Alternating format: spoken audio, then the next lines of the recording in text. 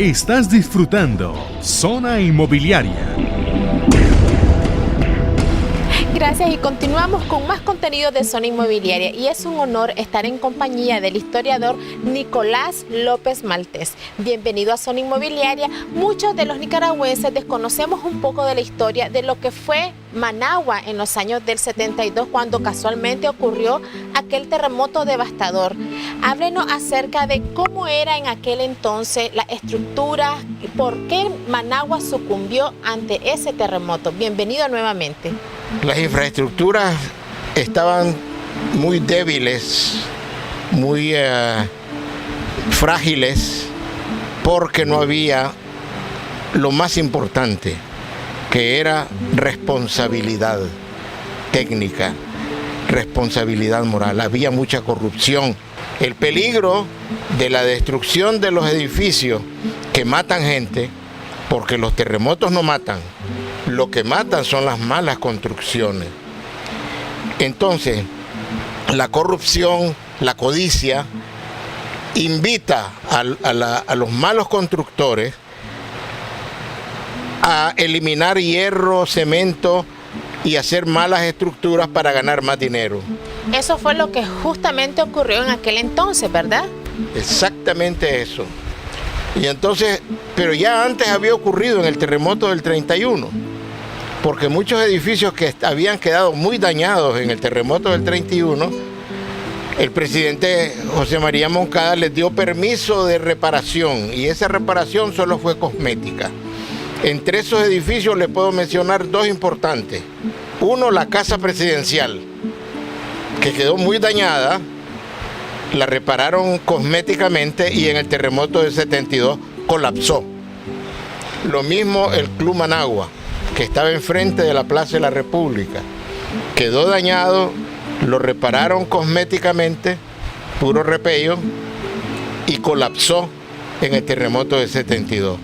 Y así la mayor parte de los edificios del centro de Managua, incluyendo el Palacio del Ayuntamiento, que era el famoso Distrito Nacional que albergaba la alcaldía, resulta que aguantó, decían ellos, el terremoto del 31, pero lo repararon y el terremoto del 72 se lo pasó llevando. Sí, así es. Y estábamos viendo también que los materiales que se utilizaban antes para las construcciones son muy distintos a los que hoy en día se usan. ¿Cuáles eran los que se utilizaban antes para muchos que desconocemos esa parte de la historia? Bueno, no son muy diferentes, porque estamos hablando de hierro, cemento, arena y piedrín, y algunos aditivos. Pero se ocupa todos esos materiales porque ahora existen diferentes tipos de hierro. En aquella época era lo mismo. En vez de poner un hierro de buen calibre, ponían hierros muy delgados y además muy poco hierro. Le ahorraban para ganar más dinero. Y según estamos viendo en estas imágenes, habían edificios de 10 hasta 12 pisos. Entonces, ¿por qué se vinieron al suelo prácticamente estas infraestructuras? El Banco Central tenía 15 pisos, pero no estaba bien construido. Esquina opuesta estaba construido otro edificio más alto, que está ahí en pie todavía, que era el Banco de América de Nicaragua, de la familia Pela, y está intacto. ¿Cuál es la diferencia? La diferencia es que el Banco de América, esa torre que está ahí, que ahora la usa la Asamblea Nacional, esa torre fue supervisada por ingenieros norteamericanos. En una conferencia de prensa yo pregunté que por qué se usaban ingenieros norteamericanos si habían suficientes ingenieros nicaragüenses. Y Ernesto Fernández Holman me respondió y me explicó, y nos explicó a todos ahí, que era exigencia de la compañía de seguros, el que iba a asegurar el edificio, que ellos iban a supervisar con sus ingenieros la construcción del edificio. Entonces no hubo oportunidad para ninguna empresa nacional de robar hierro y cemento. El edificio está intacto todavía ahí.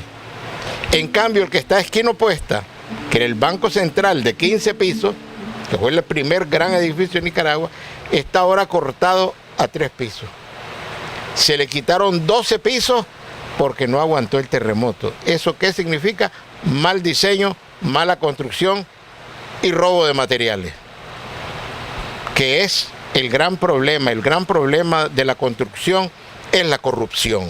Es lo que usted nos decía, es la mala práctica que se utilizó en aquel entonces y no utilizar ni la cantidad, quizás los materiales eran apropiados, pero no la cantidad adecuada. Bueno, nosotros vamos a hacer una pequeña pausa, vamos a seguir con más contenido y más adelante vamos a seguir conversando con respecto a este tema. Ya volvemos.